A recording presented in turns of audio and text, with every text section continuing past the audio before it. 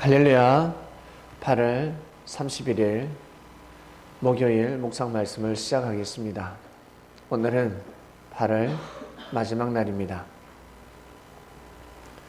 때가 찼다. 회개하고 복음을 믿으라. 이 말씀은 여유 있는 말씀이 아닙니다. 때가 찼다라는 것은 곧 때가 친다라는 말씀과 같습니다. 아주 중요한 때입니다. 이 때를 놓치면 더 이상 때를 맞이할 수 없다.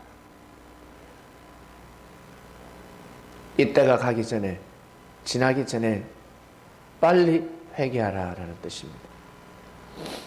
회개하라. 회개하라는 것은 영과 육에 해당이 되는데, 영적으로는 뉘우치는 겁니다. 반성해야 합니다. 뉘우치고 반성하는 것이 삶에 무슨 힘이 있겠습니까? 그다지 삶을 바꿀 수 있겠습니까? 라고 생각하겠지만 생명의 근원은 마음이기 때문에 마음에서부터 먼저 해결을 해야 합니다. 마음에서부터 인정을 해야 합니다. 마음에서부터 포기할 건 포기해야 되고, 마음을 가져야 될 건 가져야 되고, 마음을 먹어야 될 것은 먹어야 합니다. 그런데 그렇게 하기가 힘듭니다.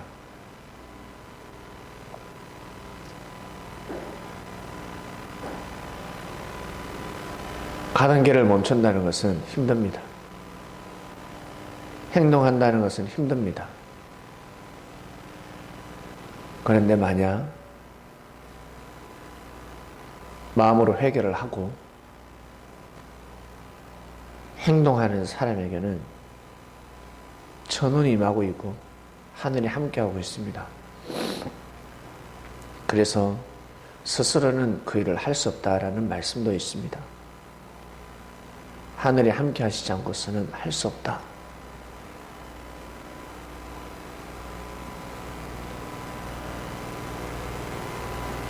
세례요한은 때가 찼습니다. 모든 사람에게 마찬가지겠지만 세례요한한테는 도적같이 때가 차버렸습니다. 곧 해가 지는 겁니다. 제일 먼저 깨달았기 때문에 예수님을 다시금 맞이하지 않으면 이제 끝입니다. 세례요한이가 몰랐을까요? 내가 예수님을 맞이하지 않으면 큰일 난다. 내 사명은 예수님을 전가하는 사명이다. 이걸 몰랐을까요? 이론적으로는 알았습니다. 이론적으로는 알았는데 설마 내가 죽겠나? 설마 했습니다. 조금 이따 감옥에서 나오겠지. 결국 세례요한은 죽습니다. 세례요한이가 죽는다는 것은, 이것은 뭐라고 표현해야 되냐면,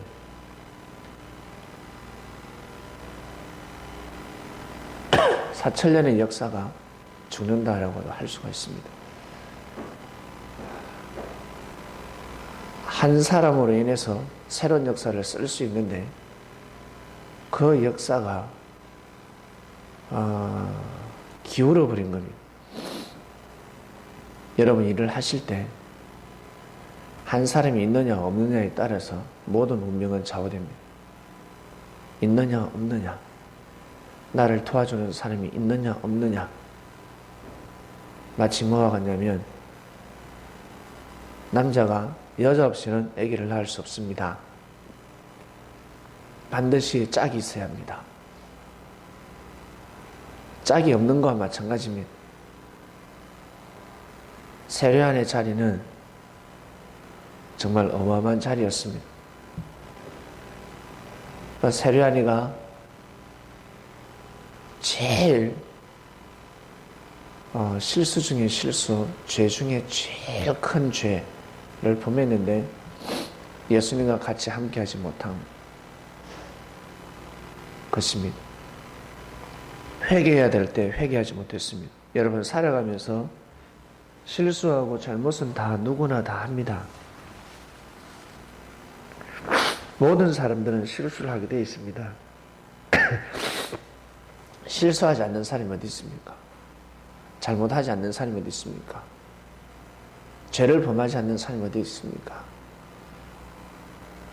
여러분 자신을 보시길 바랍니다. 실수 분명히 셀 수 없이 할 겁니다. 그리고 죄를 범하는 것.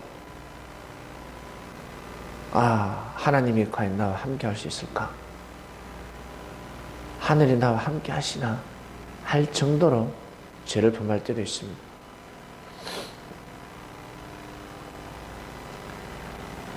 그런데 하늘은 함께 하십니다. 왜? 저 해를 맞이했기 때문입니다. 해를 맞이했기 때문에 살 수가 있습니다. 세례야는 해를 맞이할 때였습니다. 그래야 옥문이 열립니다. 해를 맞이하지 않고서는 옥문이 열릴 재간이 없습니다. 여러분에게 영적인 옥문이 열렸습니다. 그 문을 어떻게 열 수 있었겠습니까? 열지 못하면 열 수 없습니다. 스스로는 열 수 없습니다. 아무리 열려고 해도 열 수 없습니다. 못 엽니다. 왜 못 열까? 그리스도 메시아가 있기 때문입니다. 나를 구원할 자는 따로 있기 때문입니다. 창세기부터 요한계시록까지 여러분 자세히 보면 회개하지 않아가지고 회개하지 않고 그때 선포되는 복음을 믿지 않아서 다 망해버렸습니다. 다 그리 됐습니다. 믿는 자들은 형통했습니다. 아브라함이가 쪼개지 못했고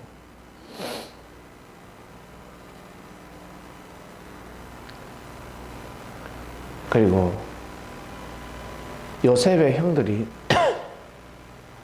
크나큰 실수를 합니다. 용서받을 수 없는 죄를 범합니다.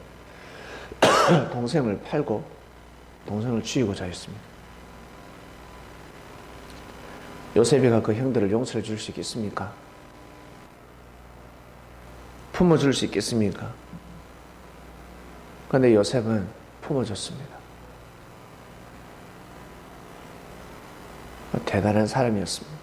정말 대단한 사람이었습니다.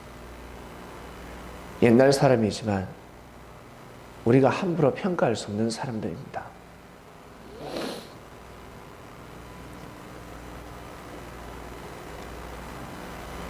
모세 시대도 마찬가지고 회개하지 않아서 죽었습니다. 바로 왕은 회개하지 않았습니다. 생각을 돌이키지 않았습니다. 군사들을 이끌고 모세를 끝까지 쫓았습니다. 하나님이 출애굽을 시켜서 하늘의 뜻길을 걸어가고 있는데 9가지 재앙, 10가지 재앙까지 당했으면 가만히 있어야지. 물질의 눈이 멀었습니다.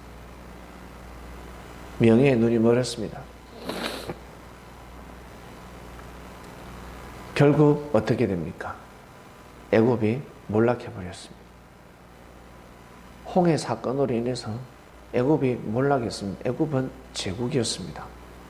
그 당시 애굽의 문명은 어마어마했습니다. 근데 그 제국이 무너졌습니다. 왜 무너졌을까? 마치 골리앗이 다윗을 대적하는 것처럼 대적했기 때문에 그렇습니다. 구약에는 성령을 거슬린다는 단어가 없습니다. 한마디로 성령을 거슬렸기 때문에 죽어버렸습니다. 망해버렸습니다.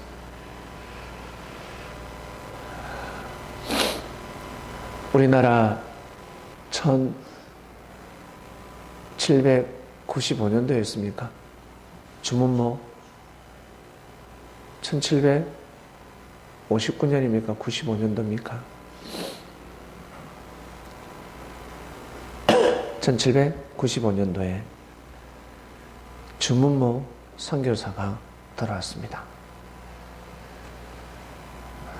중국 선교사인데 그 한 사람을 통해서 우리 기독교의 역사가 새롭게 시작되었습니다. 조선 땅에 기독교의 역사가 새롭게 시작되었습니다. 예수님을 부분적으로 알고 있었는데 예수님을 온전히 살아가기 시작했습니다. 때가 찼기 때문에 그러한 분이 발걸음을 하는 것입니다. 그 이후 우리나라는 급속도로 발전을 합니다. 복음이 들어가는 곳마다 사람들이 살기 좋게 되었습니다. 서로 위해주고 섬겨주고 다른 것 없습니다. 여러분 복음이 무엇이겠습니까? 딴 거 없습니다. 계속해서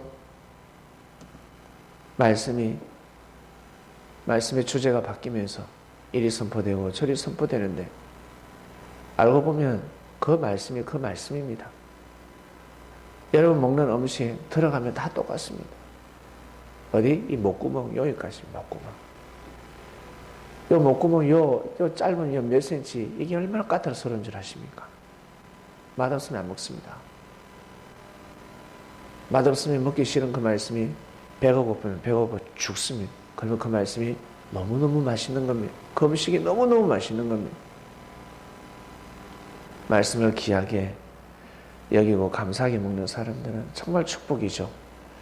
네, 오늘 말씀 여기까지 하겠습니다. 때가 찼다. 회개하고 복음을 믿으라. 때가 찼습니다. 오늘 하루가 가기 전에 자신이 해야 될 일이 있는 것처럼 역사의 때가 있습니다. 그때에 불림을 받았으니 회개하고 자신에게 떨어지는 복음을 믿는 그리스도인들 되게 하여 주시옵소서. 오늘도 승리하는 삶을 살기를 원합니다. 감사를 드리며 사랑하는 예수님의 이름으로 기도드립니다. 아멘.